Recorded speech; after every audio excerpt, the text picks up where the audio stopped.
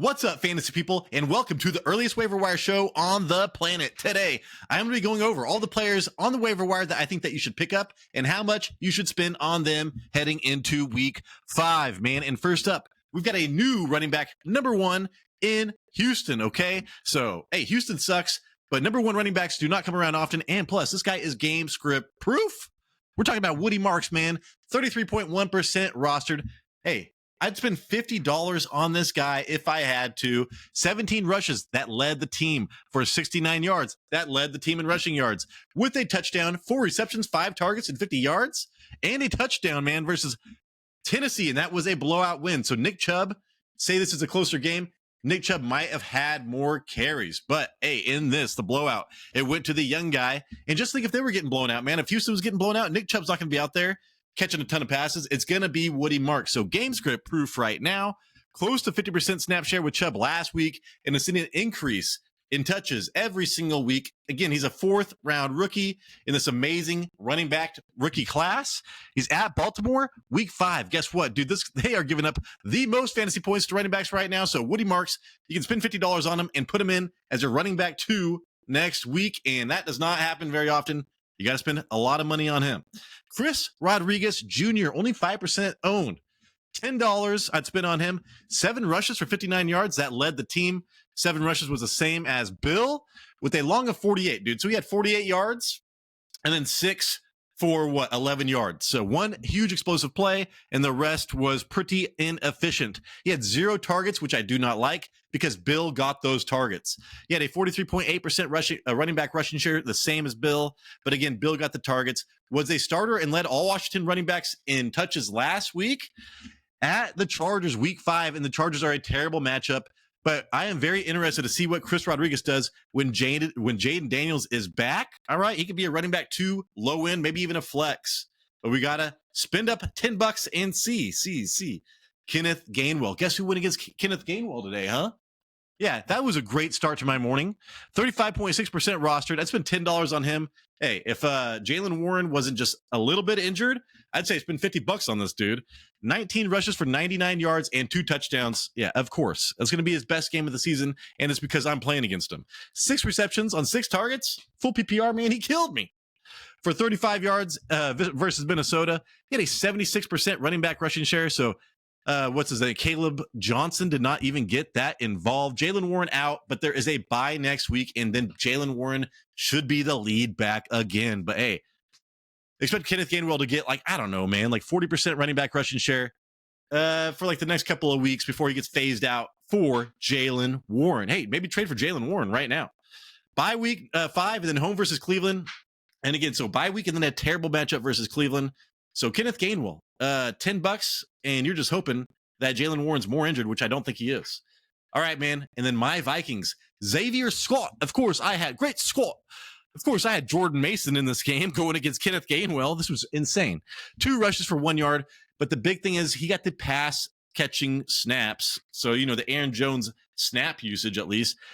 6 receptions on 8 targets. Jordan Mason is not game script proof, okay? Xavier Scott, he's not either. If they're in the lead, it would have been all Jordan Mason, but they're coming from behind and throwing the ball a lot, dude. So 8 targets he had. I don't expect that to happen often, but still. Full PPR, look for this guy maybe in for a flex if the game script is correct. 43 yards and a touchdown, 11% running back rushing share. That's terrible. Aaron Jones out at least 2 more weeks. They are versus Cleveland next week in London. Second fewest fantasy points to running backs. But again, man, if they blow out Cleveland, which I do not think is going to happen, but Xavier Scott could be a PPR flex. Okay, worth putting on this list at least. Imari DeMarcado. If you watch the Thursday night game, man, this fool came in at the very end of the game, had all the touches, and then all the touches and snaps in overtime, and looked pretty good, dude. 2.5% rostered, $5 I'd spend on him. 2 rushes for 8 yards, 2 receptions on 2 targets for 13 yards, and a touchdown versus Seattle. Only a 20% running back rushing share. Benson is the guy to own there. But is it to be a little bit? He's not going to have the workload of James Conner. It's going to be more, 60-40. And I think DeMarcado might have just earned himself that 40. Played the entire final drive in overtime. Let's see, versus Tennessee, right? Next week, the 4th most fantasy points to running backs. You can see them blowing him out. And using DeMarcado a lot. So, hey, if you're desperate for a running back next week, maybe DeMarcado. Then, hey, man, Kendre Miller, 5.6% roster. That's been $5 on him. 11 rushes for 65 yards and a touchdown versus Buffalo. 43% running back rush share, 28% last week. So it was a close game. Usually when they're getting blown out, it's Alvin Kamara out there trying to catch passes. 9 touches last week and blowout loss. Like I said, not that great. 3rd round draft pick in 2023. So this is what, his 3rd season, and he was a high round draft pick. Kamara is 30 years old. They get the Giants next week, and the Giants are giving up the 6th most fantasy points to running backs, dude. So Kendre Miller is somebody you should pick up and hold. And usually Alvin Kamara falls off a cliff in the second half of the season, and Kellen Moore loves to run the ball, dude. So Kendre Miller, you could do a lot worse than having him on your bench. Blake Corum, I'm paying attention to that. Again, I'm shooting this at the halftime of the afternoon episodes. And right now, Blake Corum isn't totally worth picking up, but he had almost as many touches as Kyron Williams, like after the first quarter. All right, man, on to the wide receivers. Elick Amanor, he's been on this list like 3 weeks in a row, 31.2% rostered, $10 I spent on him. If this was a better team, we'd be spending like $40 on this dude. 2 receptions on 7 targets. He's been leading the team in targets for 44 yards, led the team. 30.4% target share. That's amazing, man. Led the Titans wide receivers in yards last week, and he seems to be the red zone threat. 5+ targets and touchdowns in 2 of 3 games this year. So now that is up to 3 of 4.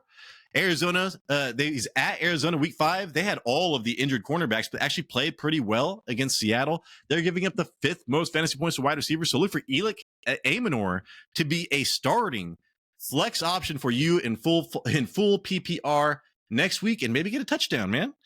Oh, and then here we go, man. I know it sucks. Malik Neighbors was one of my favorite players to watch, and now I'm not going to be able to watch him for an entire year. But Darius Slayton gets his opportunity again. Big play Slay, 3.6% rostered. 3 receptions on 4 targets for 44 yards. That led the team versus the Chargers. 20% target share. That's amazing. If somebody that gets that depth of target gets that target share from Jackson Dart, I'm in. Again, Malik Neighbors is out for the season with the torn ACL. And Slayton has 7+ fantasy points 3 weeks straight. So at New Orleans, week 5, they're giving up the 12th most fantasy points to wide receivers. If this game is close, he should get targeted 7, or I don't know, probably like 6 or 5 times, 5 or 6 times, and have an opportunity for a long touchdown. So Darius Slayton, I would just pick him up and hold him. I wouldn't start him. And then we're on to the tight ends, man. Theo Johnson, 1.6% rostered. I think he was one of the top tight ends drafted a couple of years ago. 3 receptions on 5 targets, tied the team for the lead. So almost when your tight end is leading the team in targets, that's what you want to target for 17 yards and touchdowns versus the Chargers. 25% target share. That's insane. Malik Neighbors is out for the season with an ACL. So new quarterback, rookie quarterback, and the top option is out. So look for the tight end to get more targets. He was a 4th round draft pick in 2024. So this is the 2nd season. At New Orleans, week 5, the 14th most fantasy points tight end. So I think Theo Johnson, the way the tight ends are playing right now, I could start him next week in full PPR. Tommy Trimble, 0.1% owned, man. I'm still waiting for Bryce Young to do something with his life, man. 5 receptions on 8 targets. He led the team again. So another tight end that tied for the team lead in targets for 42 yards and a touchdown versus New England. 25% target share. That's amazing.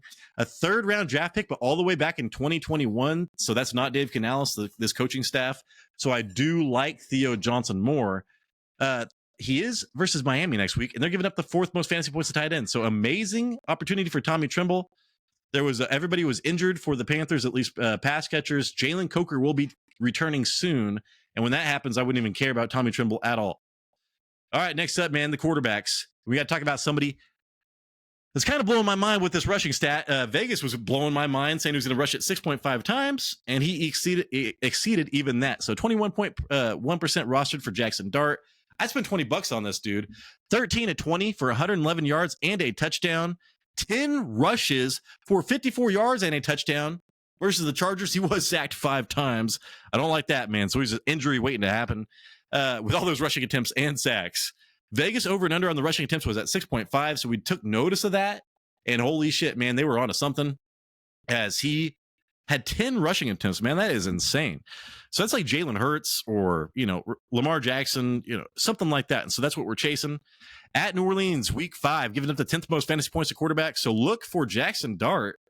I mean, I guess you could probably start him next week, but in the near future, starting fantasy quarterback if he's running it 10 times, dude. And then, hey, Carson Wentz, he is a fantasy starter for the next, I don't know, month, maybe 3 weeks, maybe 2 weeks until JJ McCarthy comes back. He threw the ball 46 times, dude, for 350 yards, 2 touchdowns, 2 interceptions, 2 rushes for 12 yards versus Pittsburgh. Again, JJ McCarthy is out it was supposed to be out for like 2 to 4 weeks. And this is Carson Wentz's second start.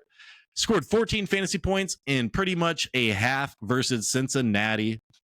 So last week. And so, I mean, and then they blew him out and they didn't really do anything. Nick Mullins averaged 19 fantasy points per game with KOC. It's Kevin O'Connell, man. He could take anybody not named JJ McCarthy and make him a fantasy superstar. At Cleveland, week 5, I do not like that. They're giving up the 12th fewest fantasy points to quarterbacks. But again, man, I believe in Carson Wentz. I believe in KOC. He will get 17 fantasy points plus next week. All right, if I forgot any players, please comment down below. That helps everybody out. I'm also going to be adding players in the comments from the night game and the afternoon games. It does not look like there's going to be anybody from the afternoon games, but the night game and the Monday night game. So look for that. This is Tyler Big Turd Ward. Hopefully I earned a thumbs up. Hopefully I earned a subscription, man. That's exactly what we need. Please, I'm begging you, dude. This is the Fantasy Red Zone, and we appreciate you.